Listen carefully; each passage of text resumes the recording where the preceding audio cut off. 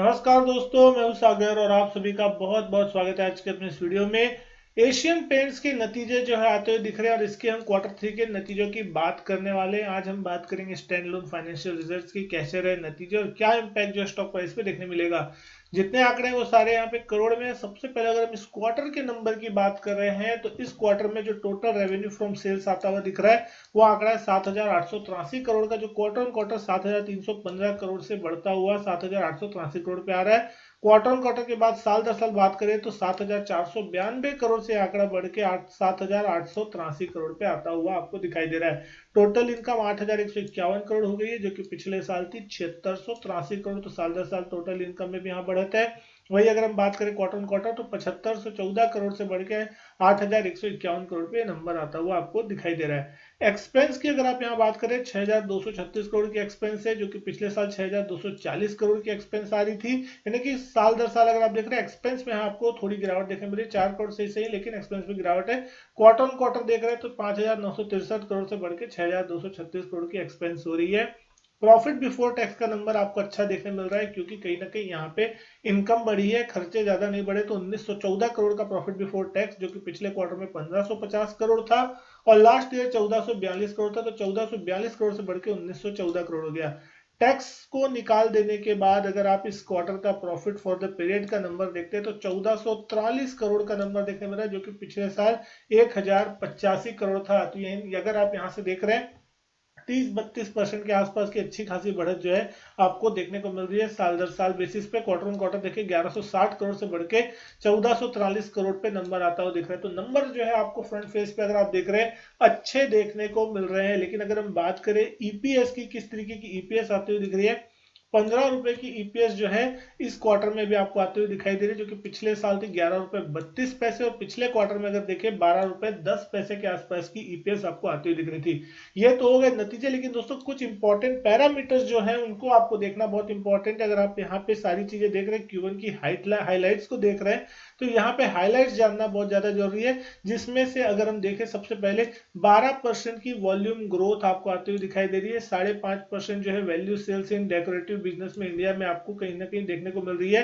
Consistent double digit volume growth trend है 4 साल CAGR basis पे अगर आप देख रहे हैं यहाँ पे।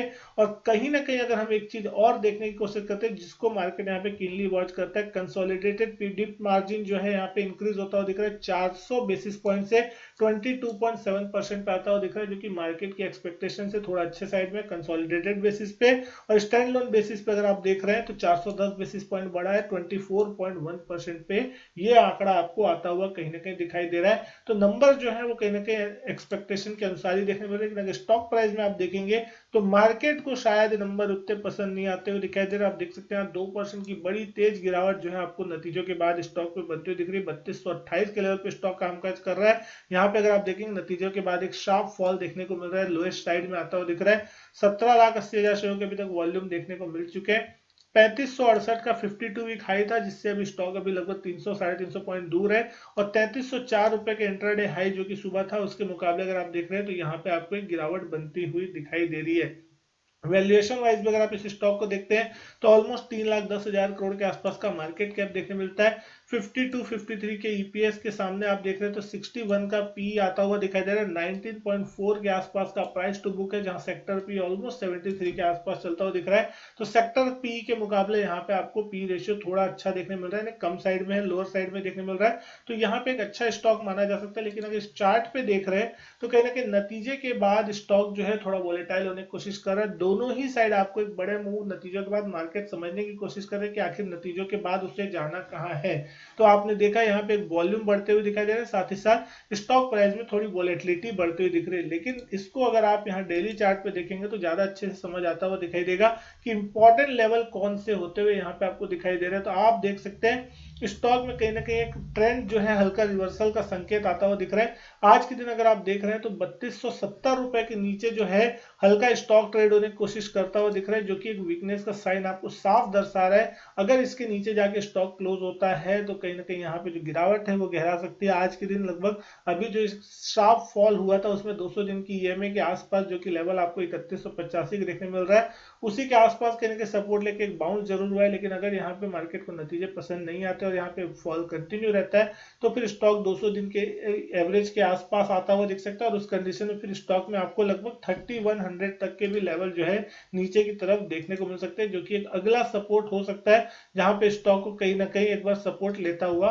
दिखाई दे। तो अब यहाँ देखने वाली चीज बहुत इंपॉर्टेंट होगी कि अगर ये 3270 को निकाल देता है नीचे की तरफ तो आपको यहाँ पे 100-150 रुपए का और फॉल बनता हुआ दिख सकता है, और अगर ये स्टॉक एक बार 3300 के ऊपर चलना चालू करता है तो फिर आपको यहाँ पे हो सकता है कि एक शार्प रिकवरी भी बनती हुई साफ दिखाई दे, और उसके बाद ये स्टॉक ऊपर की तरफ फिर से अपने पुराने हाई जो कि लगभग यहाँ पे हमने देखे थे 3400 रुपए के आसपास के रिसेंटली दिसंबर एंड के आसपास में, वो लेवल अप्रोच आपको होते हुए दिख सकते हैं। तो सीधी सी बात है कि अगर आपको यहाँ पे जिस भी साइड डायरेक्शनल ब्रेकआउट या ब्रेकडाउन देखने मिल रहा है तो फिर आपको वहाँ डायरेक्शनल ट्रेड होता हुआ दिखाई देगा। फिलहाल अभी स्टॉक जो है 3270 के नीचे कामकाज कर रहा है, 3250 रुपए के आसपास।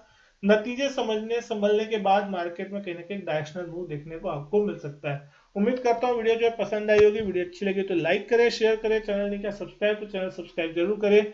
मैं आपसे मिलता हूँ अपने नेक्स्ट वीडियो में, तब तक के लिए goodbye and thank you.